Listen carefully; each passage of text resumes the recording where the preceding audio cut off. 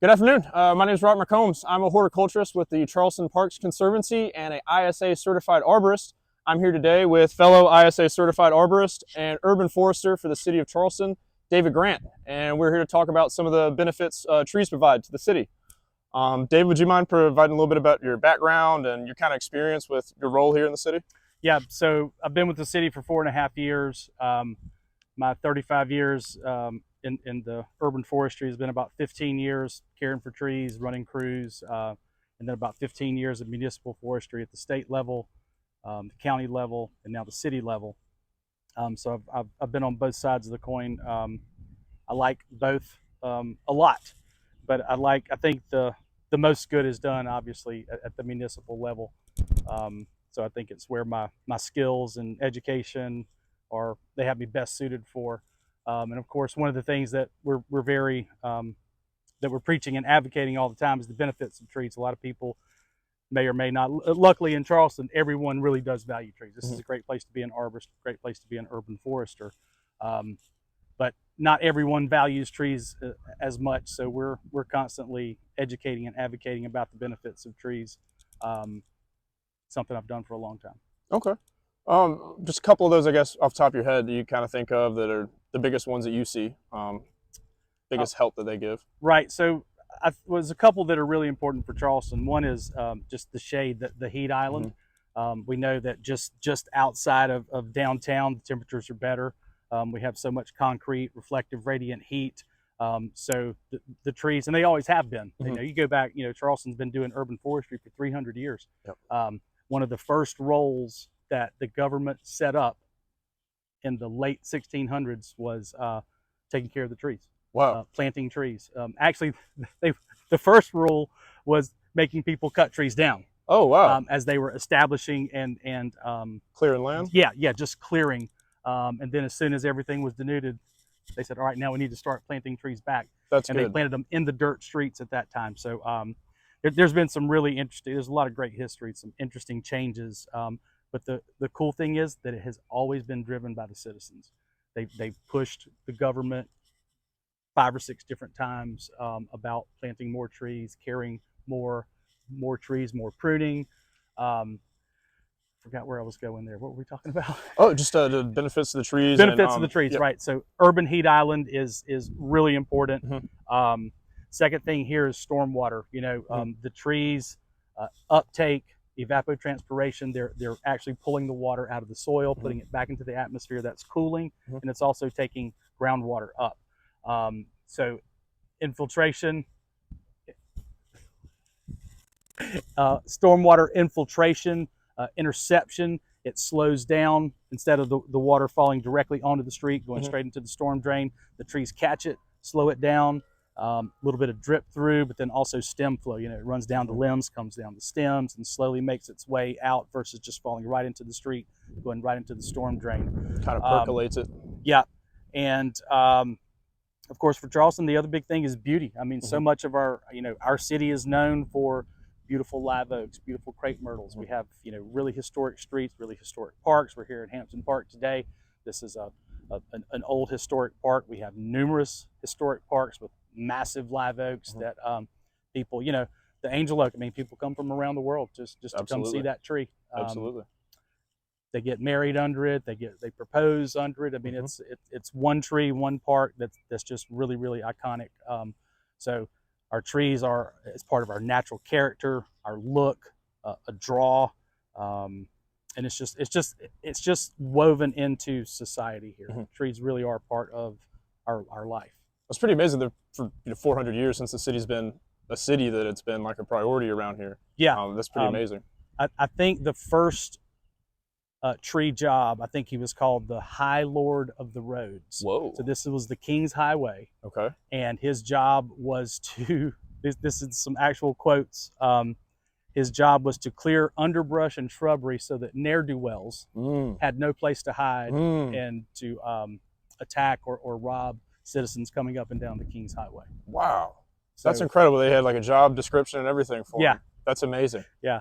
And then, of course, tree planting. There have been several committees over the years. When stormwater has well, stormwater and just civic improvements, usually stormwater.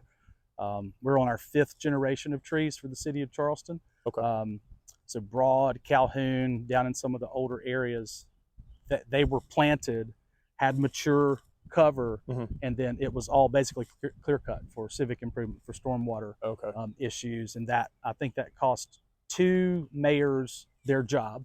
Whoa. The removal of the trees. The removal for that of the process. trees, cost the mayors their jobs. And there's been several committees that took this on. Now, back in the horse and buggy days, one of their prime jobs was to put the wooden boxes around the tree stems to keep the horses from cribbing, from debarking the trees. That was a huge concern. So their job was to get the funds and put the boxes around the street trees so that the horses didn't chew the bark off of them. Wow. And then also to determine if the right trees were going in, so right species. Right tree, right place. Yeah, back in those days, it was a lot of crepe myrtle, Chinaberry. Okay. They planted pine trees in the streets. In the city. Native, yeah. It's native, so hard to kill. What else? Mulberry. Yep. They planted mulberry. Trees that trees that we're trying to eradicate. That's what they planted back in those days. But even back then, they knew that the trees were important for air quality, for shade. There's a couple of interesting articles Dr. Nick Butler with Charleston County Parks put out a couple of years ago, and just some of the quotes I've read. There was, air quality used to be a big issue, and people would move from up north down south because they thought we had better air quality here. Okay. So it was a health thing to come from up north down here and heal. Okay. And there were some quotes about the air being a quagmire. So the leaf litter, they actually thought the leaf litter created a quagmire in the air that was sickening people. So Charleston temporarily had this bad rep as being a nasty city because of tree litter. How odd. Right, and that was quickly disproven. And so tree history in Charleston is super rich. It's also well documented. I think that's incredible that we've got like 400 years of history of it. And I mean, you were talking about our old established trees that I imagine, why we have so many of them. And you were talking about the evapotranspiration, the cooling and the heat island effect.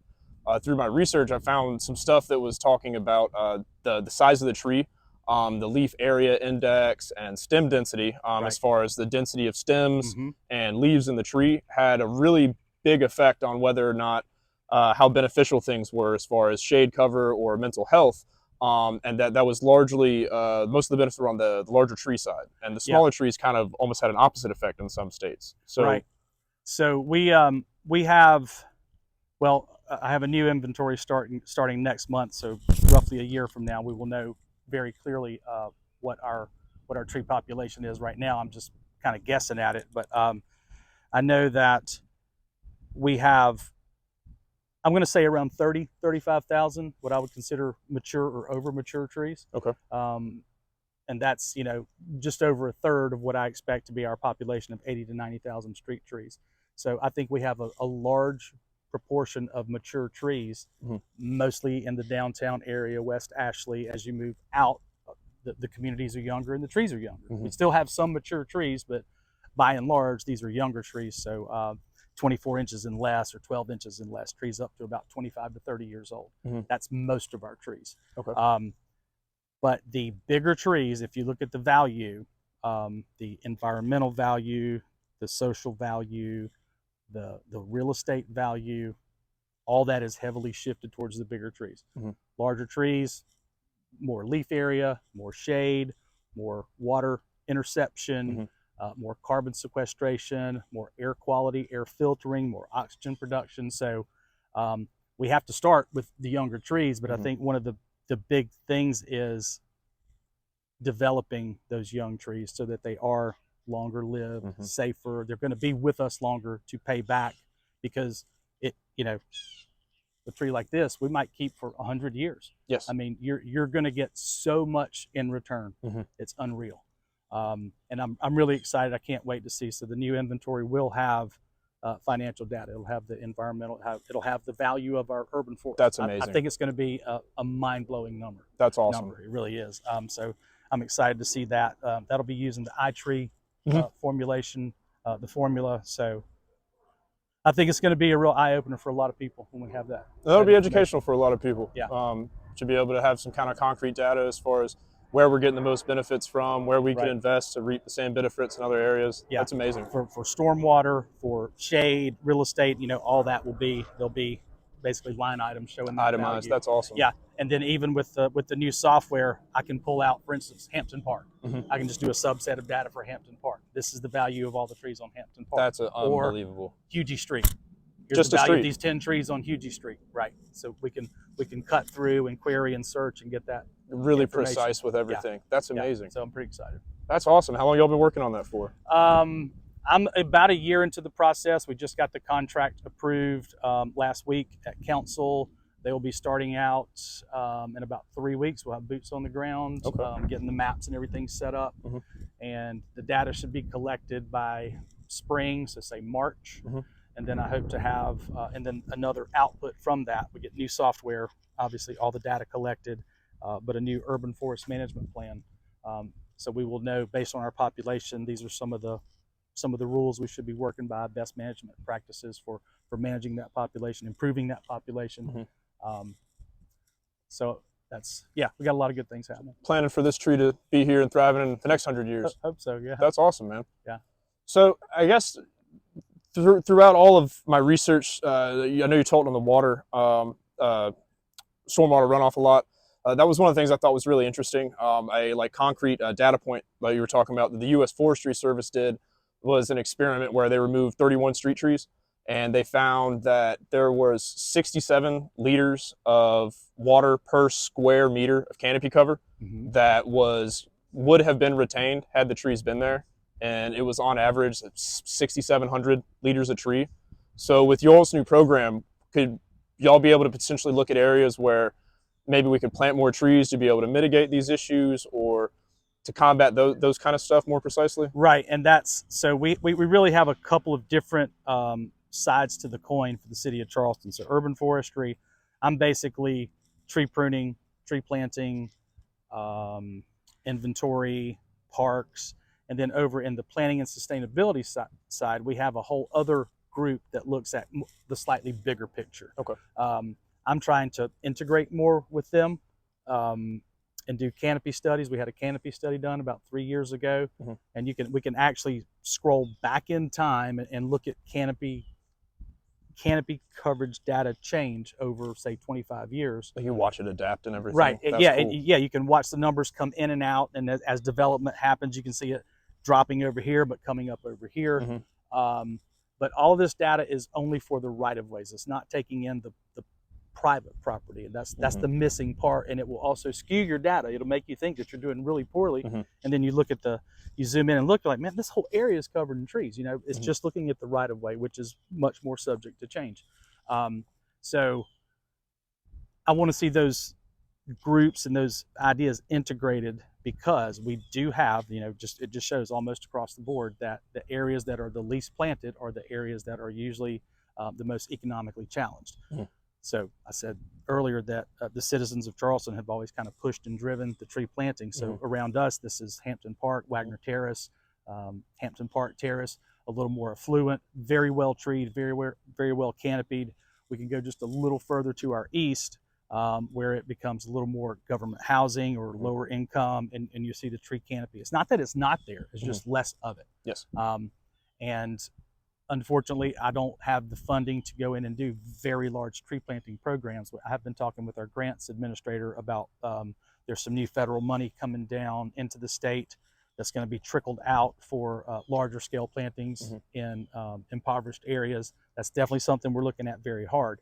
But if you go back to the canopy coverage data for the city of Charleston, we're actually very, very well forested. Even our impoverished areas, there's just a few spots that I would say are kind of bare. They're also very industrial. Does that have to do with maybe a lot of the changing over of everything that you were talking about with the infrastructure and removing some of those older trees, so the newer trees haven't been able to kind of catch up? Right, and that's the other thing is the new trees are there. They're just so small that they're not inputting. They're just not giving back. The ROI isn't quite there yet. Right. 15 years from now, that's Mhm. going to be a very different data point. Yes. As those trees mature. Right now, they're just so small. But yes, kind of up in the neck area and a little bit out towards West Ashley, there's a lot of areas where our canopy cover is lowest, Mhm. but it's still pretty good compared to the national average. So That's awesome. We're very green, we're very verdant, we have tons of trees. We have trees in a lot of places we don't want trees. They're just growing in. You know, that's the part of being subtropical here. And All those nice climate, hurricanes that bring everything up for us. yeah, in 9A, we're very lush, very green. We have lots of trees. So yeah, I think we're in really good shape. I don't see us at a deficit at all in terms of canopy coverage. Is there room for improvement? Absolutely, there always is. Always. Because change is always happening. Development happens and we lose areas. Flooding is another big issue. You know, I've seen the 5 years I've been here with the city of Charleston, I've seen several large areas become more inundated with water. I've seen, 60, 70 acre tracts of trees just die from flooding. Whoa. Now, a new forest is already coming back. The next generation is already there. It's only 2 and 3 inch trees, Sure. 6 or 8 feet tall, but there are hundreds of mature tree stems dead out through these areas because of flooding. It's around Bees Ferry is where I'm talking about, Bees Ferry Road out there. So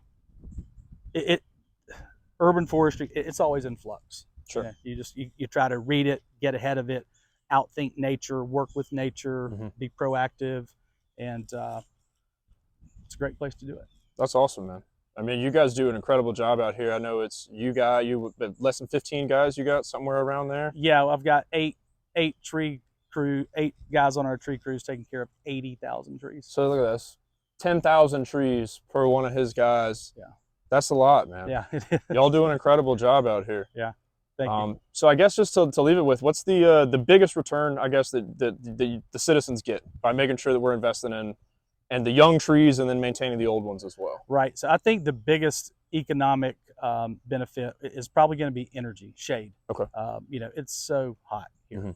The dog days of summer are just brutal here. And I think the large canopies shading our streets, the building sides, the AC units, just shading an AC unit will increase the efficiency of that unit. Definitely. So our streets, the buildings, the building faces and all that, I think that's probably our biggest economic return on the investment of trees is savings in energy. Okay. The second would probably be stormwater. And because, again, just because we're Charleston, we're low, stormwater is critically important. It probably means a little more here than it may in some other areas.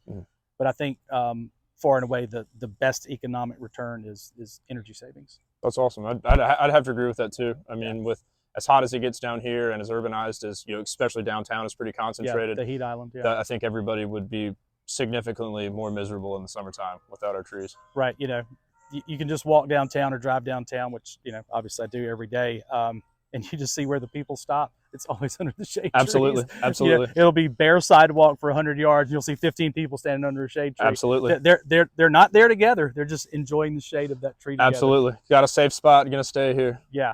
Awesome. Well, we'll try to get more of those again, more of the safe spots. So yeah, everyone's that's what we're working on. Not hiding so much. Yeah. Well, thank you for your time, David. I really appreciate you coming out here. Yeah, man. Look forward to working with you. All right.